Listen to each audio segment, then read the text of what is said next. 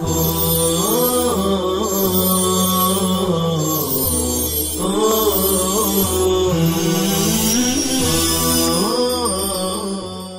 الله الرحمن الرحيم نحمده ونصلي على رسوله الكريم أما بعد.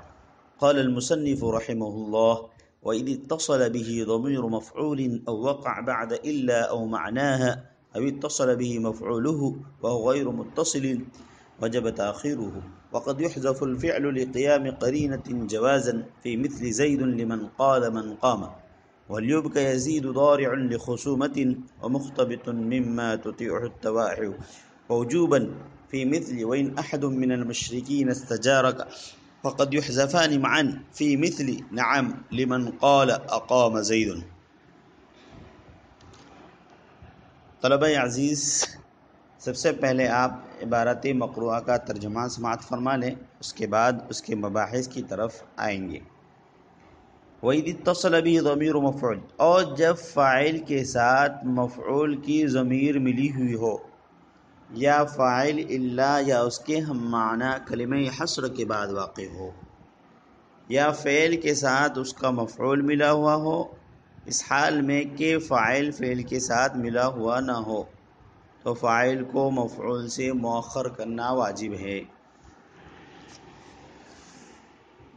اور وقد يحذف الفعل لقيام قرینۃ، اور کبھی قرینے کے موجود ہونے کے وقت فاعل کے فعل کو حذف کر دیا جاتا ہے، کبھی جوازی طور پر، زید جیسی مثال میں، اس شخص کے جواب میں جس نے کہا من قام، کون کھڑا ہوا۔ شعر کا ترجمہ سنیں۔ وَلْيُبْكَ يَزِيدُ، اور چاہیے کہ رویا جائے یزید پر، تو سوال ہوگا اس کو کون روئے؟ تو جواب دیا جائے گا ضارع لخصومۃ، روئے اس کو جھگڑے کے وقت عاجز رہنے والا، ضارع لخصومۃ، جھگڑے کے وقت عاجز رہنے والا، مختبط مما تطیع التواحی، اور بے وسیلہ سوال کرنے والا، اس وجہ سے کہ آفات نے اس کے مال کو ہلاک کر دیا۔ اور کبھی وجوبی طور، ووجوباً فی مثلی، اور کبھی وجوبی طور پر فاعل کے فعل کو حذف کر دیا جاتا ہے۔ وَإِنْ أَحَدٌ مِّنَ الْمُشْرِكِينَ اسْتَجَارَكَ، اور اگر مشرکین میں سے کوئی شخص آپ سے پناہ طلب کرے، تو اس جیسی مثال میں، یعنی کبھی وجوبی طور پر فاعل کے فعل کو حذف کر دیا جاتا ہے، وَإِنْ أَحَدٌ مِّنَ الْمُشْرِكِينَ اسْتَجَارَكَ جیسی مثال میں۔ اور کبھی وَقَدْ يُحْذَفَانِ مَعًا، اور کبھی فعل و فاعل دونوں کو ایک ساتھ حذف کر دیا جاتا ہے، نعم جیسی مثال میں، اس شخص کے جواب میں اس نے کہا اقام زید، کیا زید کھڑا ہوا۔ طلبہ عزیز، آج ہم نے جہاں سے عبارت پڑھی ہے وَإِذِ اتصل بِهِ ضمیر مفعول، یہاں سے مصنف فاعل کا ایک اور حکم بیان کرنے جا رہے ہیں، اور وہ یہ ہے کہ 4 مقامات ایسے ہیں جہاں پر فاعل کو مفعول به سے مؤخر کرنا واجب ہے۔ اب وہ کون کون سی جگہ ہے؟ چنانچہ پہلی جگہ تو یہ ہے کہ جب فاعل کے ساتھ ایسی ضمیر لگی ہوئی ہو جو مفعول کی طرف لوٹتی ہو، تو فاعل کو مفعول سے مؤخر کرنا واجب ہے۔ جیسے قرآن کریم کی آیت ہے وَإِذِ ابْتَلَىٰ إِبْرَاهِيمَ رَبُّهُ، اور جب حضرت ابراہیم علیہ السلام کو اس کے رب نے آزمایا۔ اسی طریقے سے ضرب زیدن غلامہ، یہاں پر فاعل کو مؤخر کرنا واجب ہے۔ آپ دیکھ رہے ہیں وَإِذِ ابْتَلَىٰ إِبْرَاهِيمَ رَبُّهُ، ربہ فاعل ہے اور وہ مؤخر ہے مفعول سے۔ کیوں؟ اس لیے کہ اگر فاعل کو مؤخر نہ کیا جائے بلکہ یوں کہا جائے وَإِذِ ابْتَلَىٰ رَبُّهُ إِبْرَاهِيمَ، تو اس صورت میں اضمار قبل ذکر لازم آئے گا، لفظاً اور رتبتاً دونوں اعتبار سے، اور جو کہ جائز نہیں ہے، اور اضمار قبل ذکر کو اس سے پہلے والے سبق میں ہم سمجھا چکے ہیں۔ یعنی مرجع کو ذکر کرنے سے پہلے ضمیر لانا.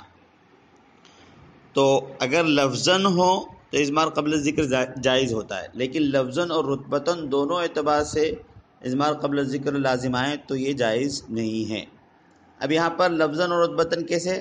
تو دیکھیے ربہ میں ضمیر مجرور کا مرجع ابراہیم ہے، جو لفظاً اور رتبتاً دونوں اعتبار سے مؤخر ہے. لفظاً تو مؤخر ہو ہی گیا، اگر آپ فاعل کو مقدم کر دیں وَإِذِ ابْتَلَىٰ رَبُّهُ إِبْرَاهِيمَ تو لفظاً تو مؤخر ہے ہی، اور رتبتاً اس اعتبار سے کہ مفعول واقع ہو رہا ہے اور مفعول کی جگہ بعد میں ہی ہے، تو لفظاً اور رتبتاً دونوں اعتبار سے مؤخر ہونے کی لفظاً اور رتبتاً دونوں اعتبار سے اضمار قبل ذکر لازم آنے کی وجہ سے فاعل کو مقدم کرنا جائز نہیں ہے، مؤخر کرنا واجب ہے.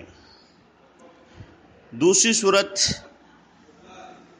جب فاعل الا کے بعد آئے، یعنی فاعل کا حصر کرنا مقصود ہو، تو وہاں پر بھی فاعل کو مفعول به سے مؤخر کرنا واجب ہے.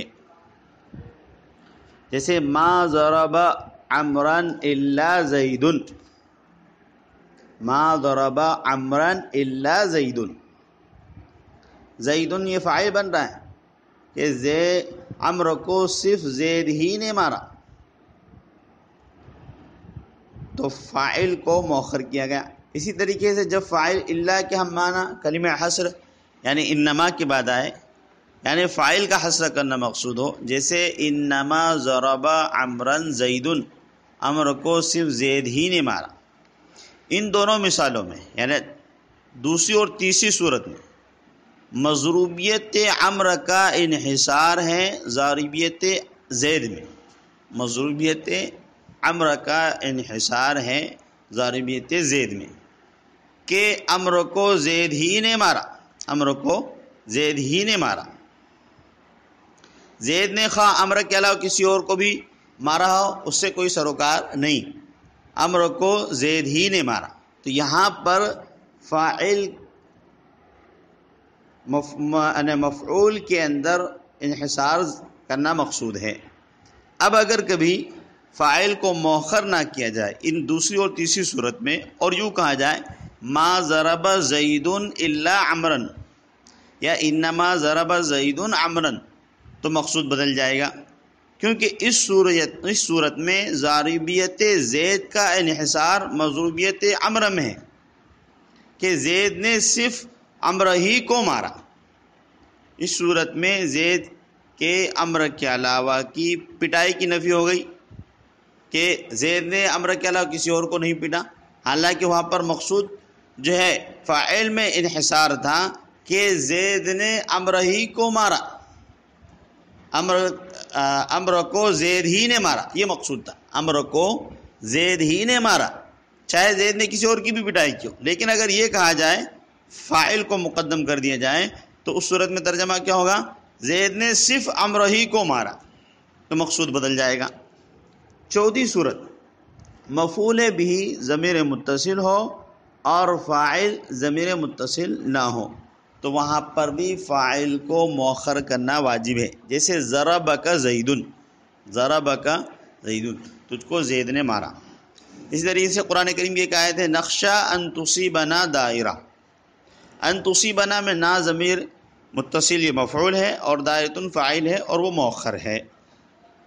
اور یہاں پر اگر چوتھی صورت میں اگر فاعل کو مؤخر نہ کیا جائے، ضربک زیدن، کاف ضمیر مفعول ہے اور زیدن فاعل ہے تو مؤخر، اگر مؤخر نہ کیا جائے بلکہ یوں کہا جائے ضرب زیدن ایاک، تو مفعول بھی ضمیر متصل نہیں رہے گا بلکہ ضمیر منفصل ہو جائے گا. اس لیے فاعل کو مؤخر کرنا واجب ہے. تو یہ چار مقامات ہیں جہاں پر فاعل کو مفعول سے مؤخر کرنا واجب. آگے مصنف نے وقد یحذف، یہاں سے یہ بیان کرنا جا رہے ہیں کہ قرینے کے موجود ہونے کے وقت کبھی فاعل کے فعل کو حذف کر دیا جاتا ہے، جوازی طور پر بھی اور وجوبی طور پر بھی، یعنی کسی جگہ حذف کرنا جائز ہے اور کسی جگہ واجب ہے. جوازاً حذف فعل کی مصنف نے دو مثالیں دی ہیں. جوازن حذف فعل کی، جہاں پر فعل کو حذف کرنا جائز ہے، اس کی مصنف نے 2 مثالیں دی۔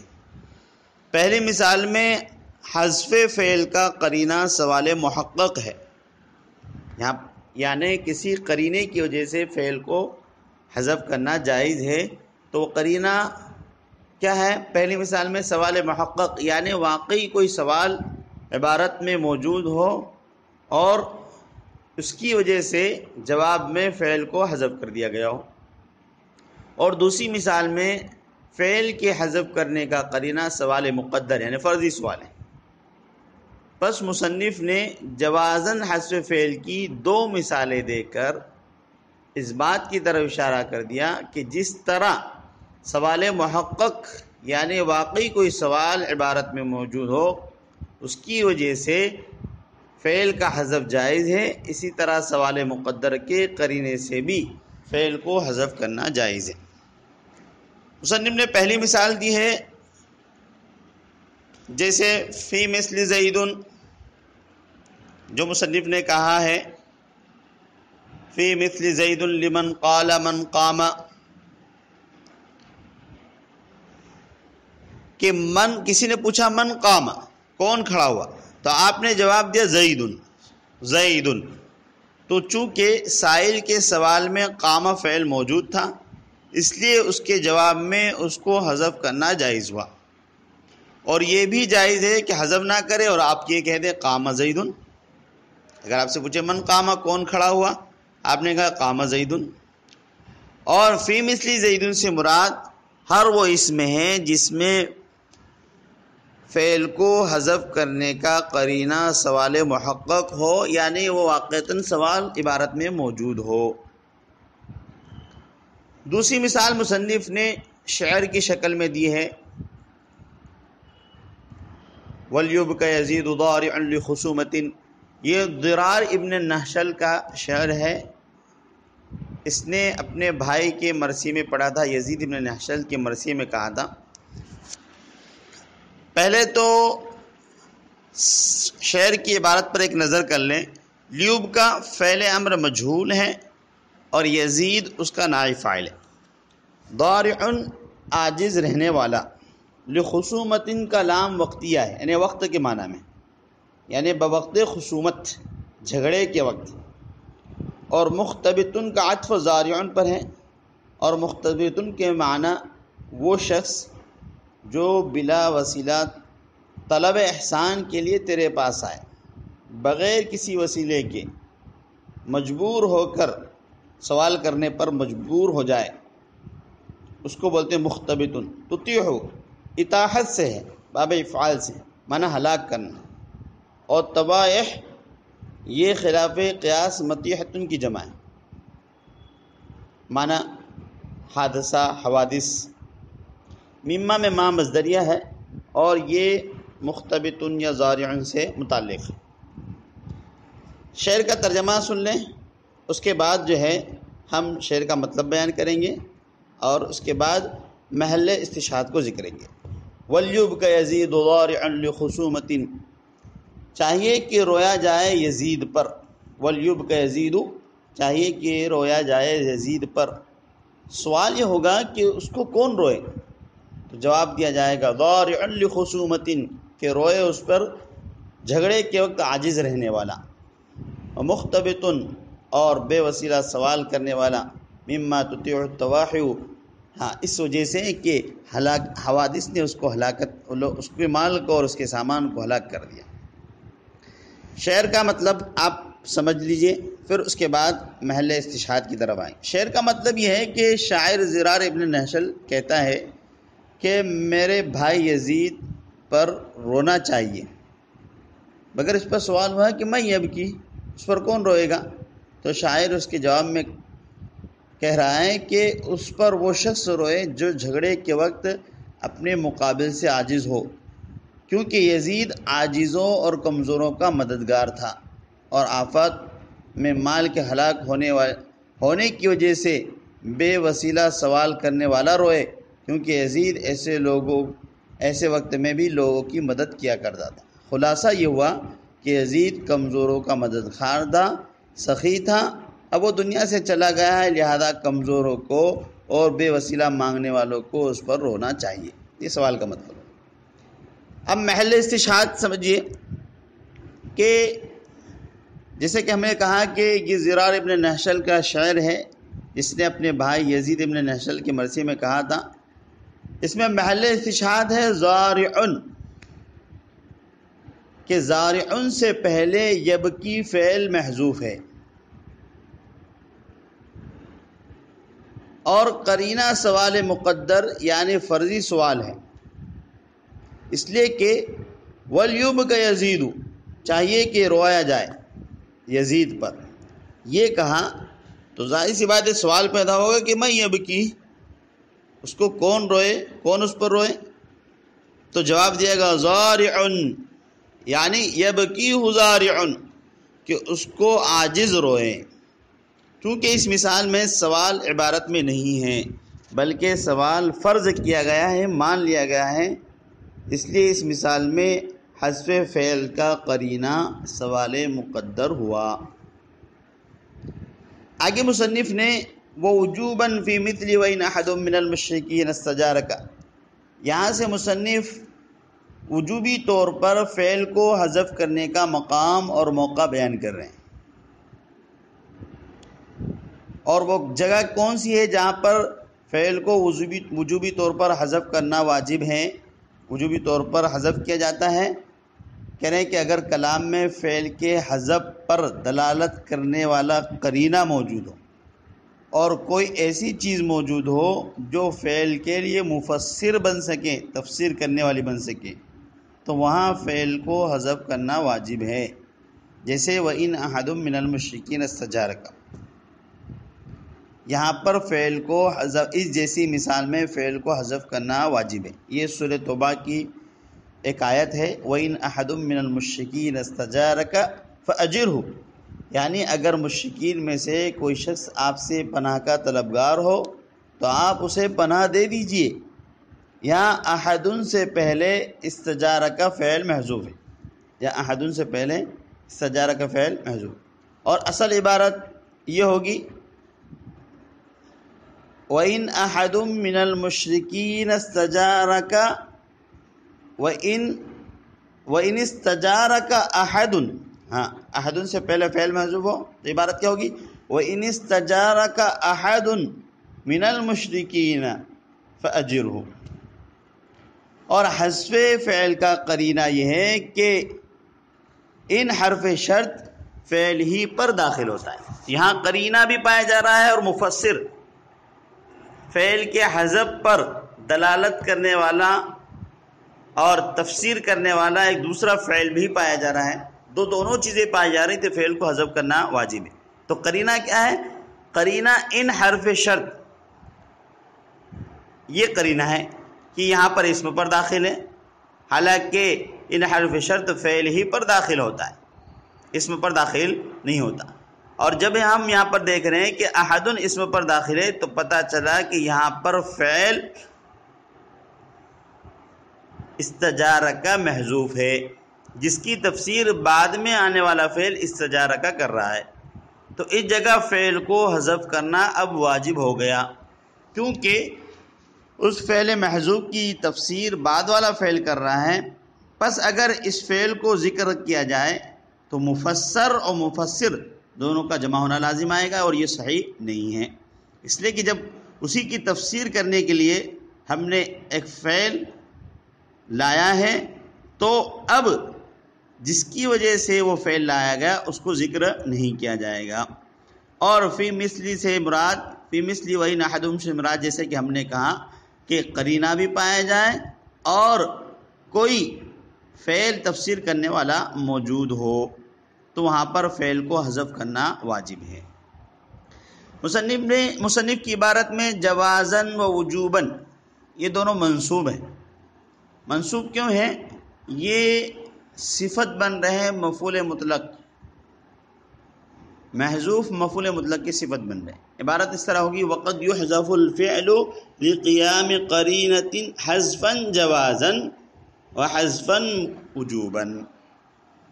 آگے مصنف نے ایک اور مسئلہ ذکر کیا ہے وقد یحذفان معا، کہ کبھی کبھی فعل اور فاعل دونوں کو ایک ساتھ حذف کرنا بھی جائز ہے۔ اب ایسا کب؟ تو کہنا ہے کہ ہر وہ سوال جس کا جواب ایجاب یا نفی کی صورت میں، جس کا جواب ایجاب یا نفی کی صورت میں آ رہا ہو تو جواب میں فعل اور فاعل دونوں کو ایک ساتھ حذف کرنا جائز ہے۔ جیسے کوئی سوال کرے اقام زید، کیا زید کھڑا ہوا؟ جواب میں آپ یا تو کہے صرف یہ کہے کہ نعم، ہاں کھڑا ہوا، یا یہ کہے کہ لا، کہ نہیں کھڑا ہوا۔ تو اب سوال ہی میں فعل اور فاعل دونوں موجود ہیں، لہذا جواب میں آپ دونوں کو حذف کر سکتے ہیں اور دونوں کو ذکر بھی کر سکتے ہیں، اس لیے کہ فعل اور فاعل کا حذف جوازی ہے، لہذا یہ بھی کہہ سکتے ہیں نعم، یا صرف یہ کہہ سکتے ہیں لا، یا یہ بھی کہہ سکتے ہیں نعم قام زید، ہاں زید کھڑا ہوا۔ امید ہے کہ آج آپ سبق اچھی طرح سمجھ چکے ہوں گے۔ اللہ تعالی ہم سب کو علم نافع عطا فرمائے، وصلی اللہ تعالی علی خیر خلق محمد وعلی آلہ وصحبہ اجمعین۔